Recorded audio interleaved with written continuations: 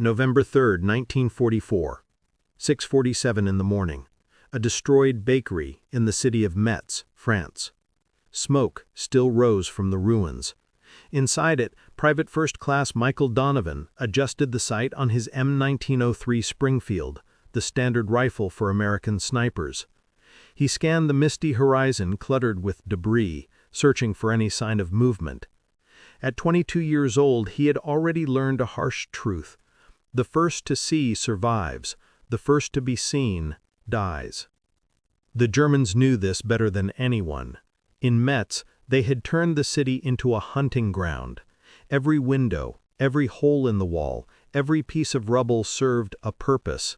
They wanted to kill Allied snipers, and they were winning. In the last 20 days, 23 American snipers had been eliminated, most with a single precise shot to the head.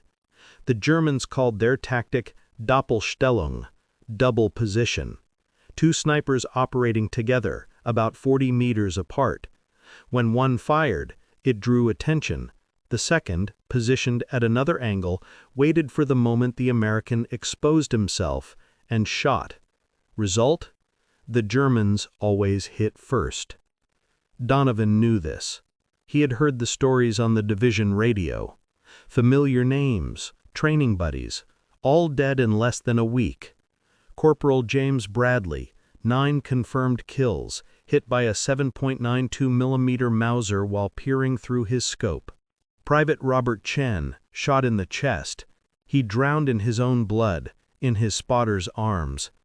Each loss was a cruel reminder that no one was safe, no matter how experienced. The problem was simple and deadly: the scope. The equipment that was supposed to give an advantage had become a trap. The 8-power magnification restricted the field of view to a mere 8-degree cone. Donovan could see the target, but he lost everything else: flanks, rooftops, debris, anything outside the crosshairs. It all became a blind spot. The German snipers knew this and exploited it mercilessly. When an American aimed forward, another German was already watching from the side. The commanders tried to solve it with generic orders: change positions, shoot and move. But it changed nothing. The Germans were patient. They stayed motionless for hours, waiting. What they had wasn't just good aim, it was spatial awareness. They understood the terrain, studied enemy behavior, and turned ruins into traps. Donovan began to realize that the real enemy wasn't the rifle or the sight, it was the angle. On the night of November 2, he was alone in a destroyed building, an old city hotel. The cold cut deep. He watched the reflection of a lantern in a shard of broken glass, and that's when the idea came, not as a plan, but as an instinct. He grabbed his shaving mirror, a common accessory in every soldier's kit. Small, metal, lightweight. He taped the mirror to the left side of the rifle using electrical tape stripped from signal wires. He twisted, adjusted, tested the reflection. It took 40 minutes to get the right angle, 45 degrees, enough to see behind him without leaving the sight. It was an absurd hack, illegal even. The Army manual prohibited any unauthorized modifications. But Donovan didn't care. He had seen what happened when you followed the manual, and the manual wasn't saving anyone. The next morning he was paired with Sam Martinez, a 19-year-old rookie with no confirmed kills. The kid was shaking, but he obeyed. They returned to the same bakery where others had died days before. The position was dangerous, but it offered a direct view of a factory complex controlled by the Germans. At 7:23 in the morning, Donovan spotted movement. A quick glint in a broken window. A German sniper adjusting his scope. He took a deep breath. But before firing, something reflected in the corner of the mirror. A second glint. Right behind them, about 60 degrees to the left. Another German, aiming straight at their backs. The trap was set. Except now, Donovan could see both at once. He whispered, 6 o'clock. Martinez understood. 2 shots echoed almost together. Donovan hit the man in the window. Martinez, the flanker. 2 bodies fell. The Germans didn't understand what had happened. For the first time, the double position system failed. Donovan didn't celebrate. He just reloaded the rifle. He knew it wasn't luck, it was physics, it was the angle, and that cheap piece of mirror had just changed the rules of the game. In the hours that followed, more enemy attempts came. Each time, Donovan and Martinez anticipated the attacks. The mirror showed movements that would have been invisible before. Metallic flashes, shadows, subtle changes in light. Small details that meant survival. When the clock struck noon, 6 German snipers had been killed, 4 by Donovan, 2 by Martinez. No enemy shots hit.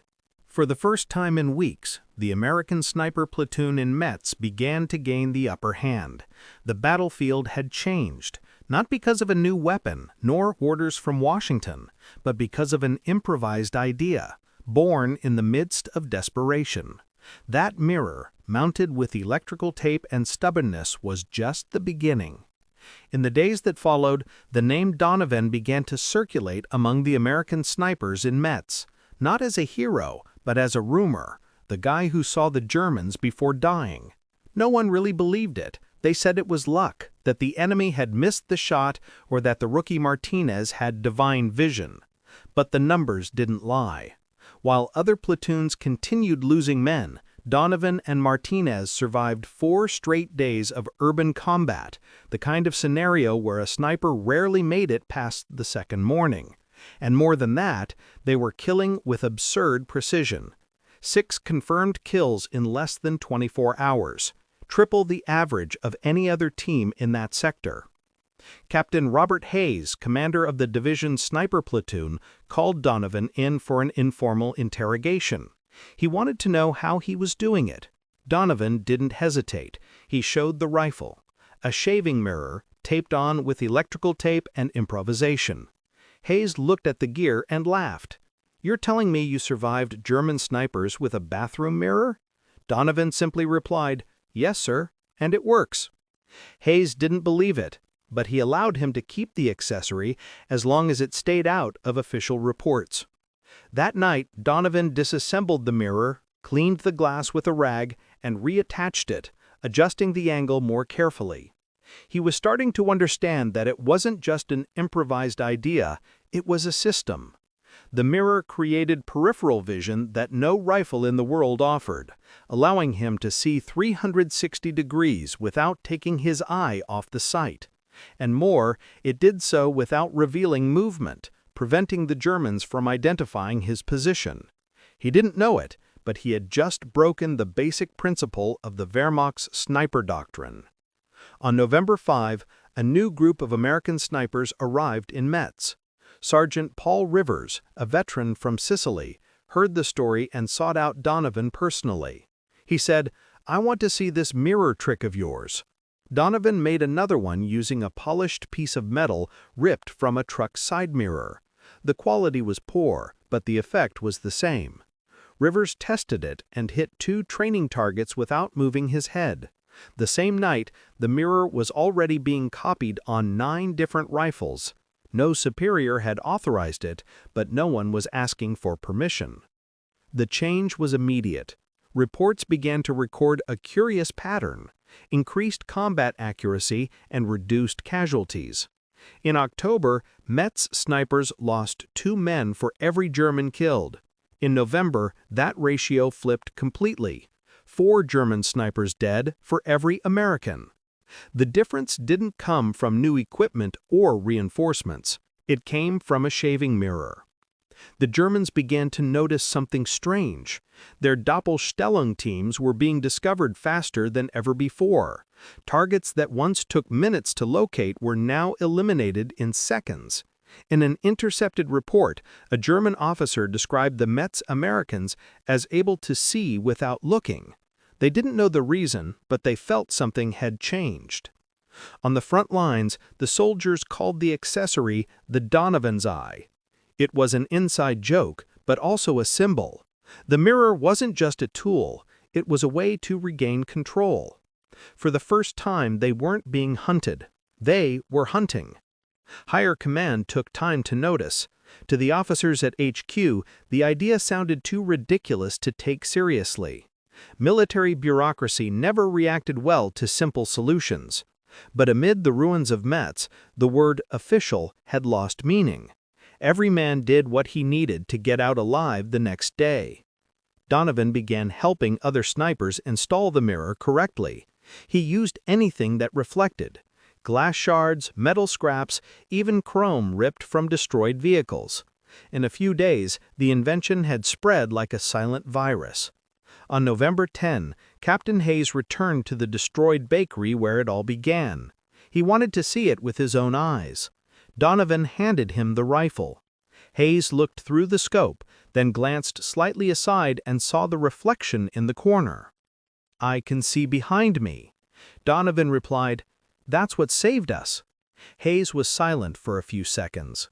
Then he handed back the rifle and said, "From today on, every sniper in the battalion will have one of these. No exceptions." It was the first time the U.S. Army officialized a trench invention without registration. No documents, no credit, no stamps. Just a practical order: install mirrors. The change spread to neighboring divisions, and within weeks there were reports of units using the method in Nancy, Saarlouwern, and even northern Belgium. Meanwhile, the Germans tried to figure it out. They began varying angles, shifting positions, testing decoys, but the advantage was lost. The mirror allowed predicting movements, anticipating the enemy. In less than a month, American losses plummeted. What had once been a massacre turned into tactical dominance. For Donovan, none of this felt heroic. He just kept doing the same, cleaning the rifle, adjusting the mirror's angle, and watching the field. Each enemy death was one less American cross on the ground. He sought no credit, only survival. And unknowingly, he had changed the doctrine of modern precision shooting. The Donovan mirror was never officially registered, but amid the ruins of Metz, everyone knew the truth. It wasn't luck, nor a miracle. It was just a soldier who refused to accept the rules of death. In December 1944, command finally noticed what was happening. Reports coming in from Metz showed something impossible to ignore. The survival rate of American snipers had risen nearly 300% in less than a month. No one knew how to explain it. No new rifles had been distributed, no special training had been given, and yet German casualties were up. High command thought it was a coincidence, until a field inspection officer found the reason: a small shaving mirror taped to the rifle with electrical tape. The inspector was baffled. He noted in the report, "Unauthorized modification, observed in multiple units, unknown origin, apparent effect, improved field perception." The observation was sent to the Aberdeen Proving Ground, the U.S. Army's testing center. There, military engineers recreated the experiment. They installed the mirror on a standard Springfield and reproduced the urban combat scenario. The results surprised everyone. Snipers reacted to flank threats in less than half the normal time. The final report was straightforward. The modification increases 360-degree situational awareness and reduces average response time by 68%. But Donovan's name appeared nowhere. Aberdeen evaluators credited the 5th Infantry Field Group, a generic way of saying no one in particular. In practice, the invention had been stolen by the system. When Captain Hayes tried to include Donovan's name in the documents, the paperwork simply vanished. Meanwhile, Donovan continued in combat.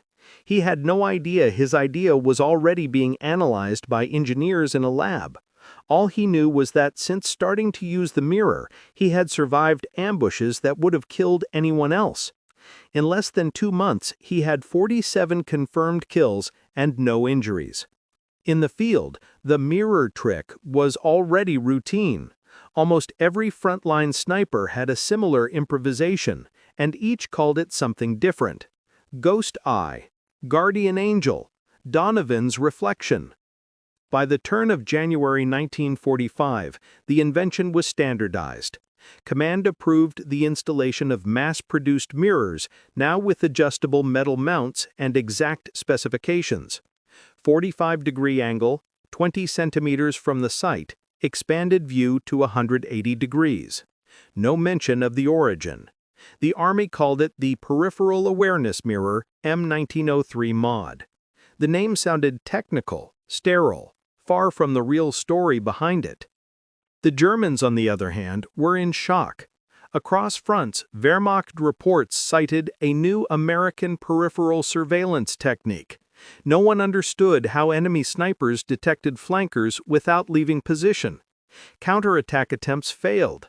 The Americans already mastered the mirror's reflections, and every German attempt to reposition teams ended in casualties. The hunting cycle had reversed. By late February, the story reached the Tactical Evaluation Headquarters in London. There, officers tried to figure out who created the method. Some said it came from an engineering major, others from a secret optics project. Michael Donovan's name was mentioned only once in a handwritten marginal note. Possible origin, PFC Donovan, 5th Infantry Division. No investigation was opened. When the war ended in May 1945, the Army was already using the mirror officially, but only as a transitional accessory. Optical technology advanced quickly, and within months, the first angular lens scopes and prismatic systems offering expanded vision emerged. The mirror was replaced. The Army preferred to forget that its doctrine had been saved by an idea born in the improvisation of an ordinary soldier. Michael Donovan survived the war. He returned home with no medals, no speeches, no credit. He had 47 confirmed kills, but no mention in public reports. When asked about the mirror, he simply said, "It wasn't an invention. It was necessity." And perhaps that was the most uncomfortable truth. In a war driven by technology, tanks, and factories, the difference between living and dying came from a personal hygiene item and a piece of electrical tape. Decades later, in 1987, a military historian found a lost reference in a field evaluation report. It mentioned the improvised use of mirrors for peripheral vision. Intrigued, the researcher traced records, found veterans, and finally located Sam Martinez, Donovan's spotter. Martinez told everything: the firefight, the idea, the mirror taped to the rifle. The researcher published the story 2 years later in a specialized magazine. Few read it. No corrections were made to official records. Today, at the National Infantry Museum in Fort Benning, there's an M1903 Springfield with a small mirror attached to the left side of the sight. The plaque says, "Improvised Field Modifications, 1944-1945. No name, no mention of the soldier who defied the rules and changed the death statistics for American snipers." The truth is simple and uncomfortable. The mirror worked not because it was genius, but because in the trenches, survival doesn't come from approved ideas. It comes from ideas that don't ask for approval. And that's what Michael Donovan understood better than any general. After the German surrender in May 1945, the war ended for almost everyone except Michael Donovan. He returned home with a whole body, but an exhausted mind. He carried memories no one wanted to hear, comrades falling silently, echoes of shots inside destroyed buildings, and the certainty that he had survived thanks to a mirror taped with tape. No name, no mention of the soldier who defied the rules and changed the death statistics for American snipers.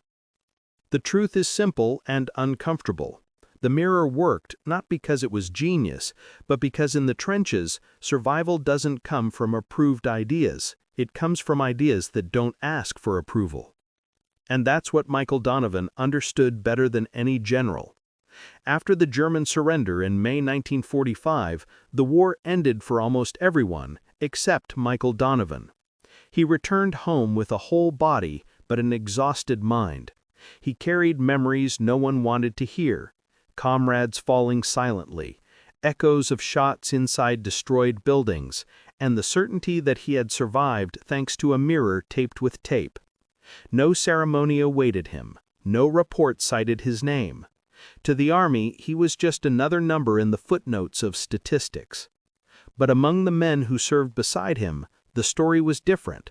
They knew who had changed everything, and when they reunited at veterans meetings, they said in a tone of respect, "If you're alive, thank Donovan's mirror." In the following years, the U.S. Army evolved rapidly.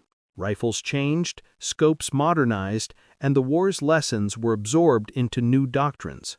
The mirror gradually disappeared from the battlefield.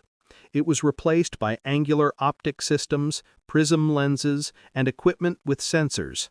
No manual mentioned the accessory that had saved dozens of lives in Metz. It was as if it had never existed. The improvisation of an ordinary soldier didn't fit into the display cases of official history, where heroes always wear medals and ideas always come from laboratories. Donovan never complained. He worked as a mechanic after the war, married, had 2 children, and rarely spoke about what he lived through. In a 1968 interview, they asked if he still remembered Metz. He replied, "Every day when I look in the mirror." The phrase went viral among veterans, but the public never knew the context. To many, he was just another ex-soldier with trench stories.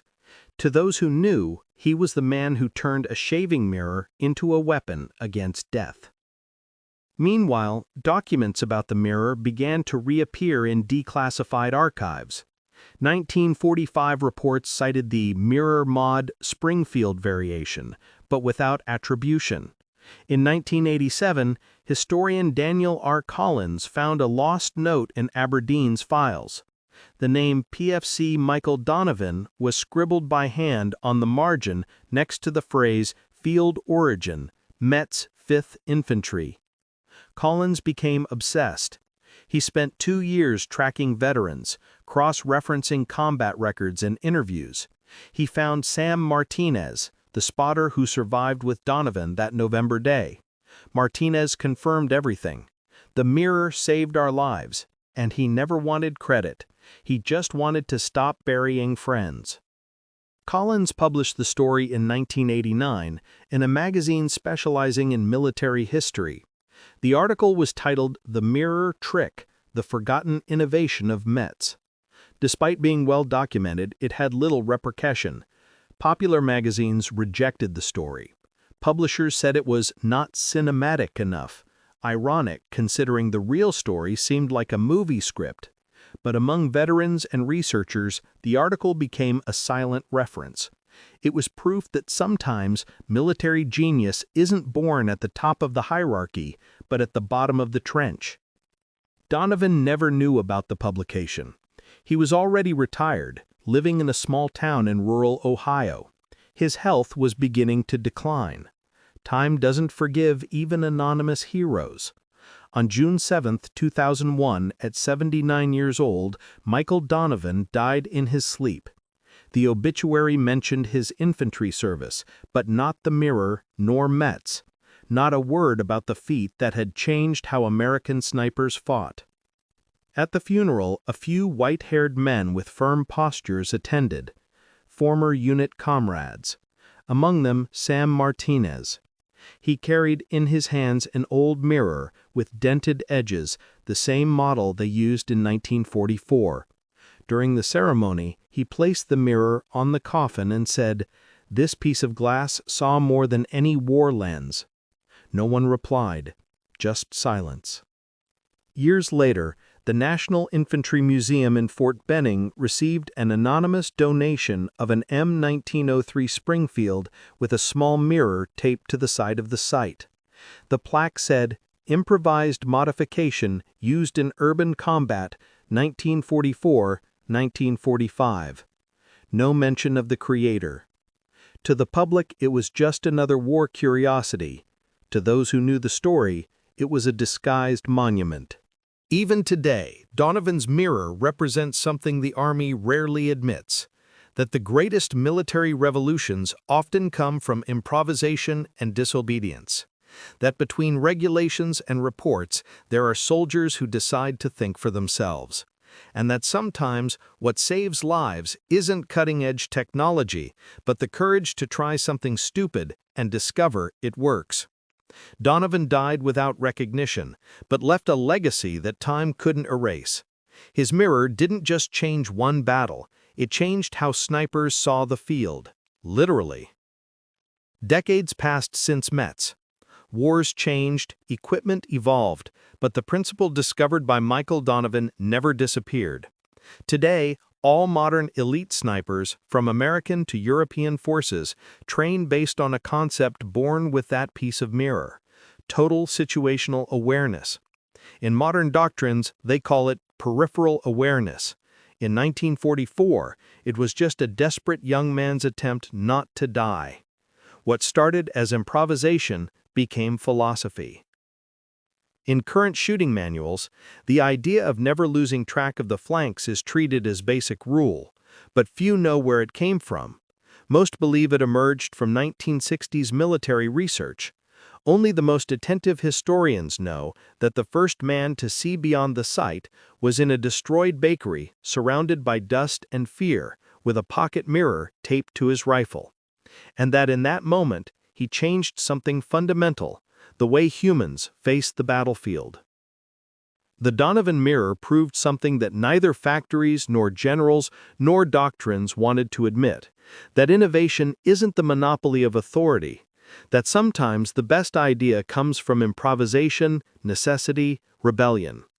While the military machine moved at the pace of reports and approvals, Donovan acted.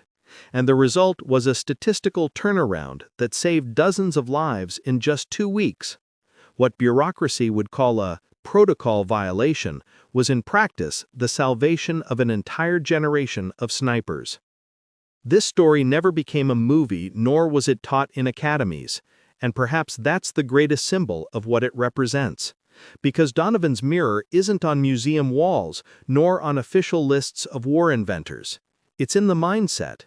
In every soldier who decides to improvise, in every engineer who challenges a manual, in every person who understands that following rules too closely can be fatal. In 2003, during training in Iraq, an American sergeant, veteran of urban operations, mentioned the mirror mod in an interview. He said he used a small side mirror on his rifle to monitor corners. When asked who invented the technique, he replied, "A guy who hated dying by the regulations." He didn't know the name, but he was describing Donovan 60 years later. Today, the M1903 rifle with the mirror is discreetly displayed at the National Infantry Museum. The plaque remains vague, without names, but visitors who pause before it see more than an object. They see an idea. A reminder that war and life sometimes depends on the ability to see what's outside the crosshairs. The true value of Michael Donovan's story isn't in the mirror nor the rifle. It's in the act of thinking for oneself amid chaos. He broke the logic of blind obedience and showed that survival is a form of intelligence. That courage isn't just facing the enemy, but questioning orders when they don't make sense. Metz became ruins. The war became memory, but Donovan's gesture remains relevant. In times of machines, algorithms, and smart weapons, there's still something no technology can replicate: human intuition, that instant when fear and creativity mix and produce an unlikely solution. That's what happened that morning in 1944. A lone soldier looked at a mirror and saw what no one else did: the chance to stay alive. He received no medals, his name never entered the manuals, but his idea crossed generations, disguised in new technologies and doctrines. Every time a soldier adjusts his sight to see beyond the target, every time an engineer seeks a new angle, there's an invisible piece of Donovan's reasoning guiding the action. And perhaps that's the true reward. Because Donovan's mirror wasn't just a war invention, it was a silent reminder that genius can be born from fear, and innovation can start in desperation. The mirror in Metz wasn't a weapon. It was a decision. And in that destroyed field of occupied France, a simple reflection proved that the human mind, when pressed, is more dangerous than any bullet.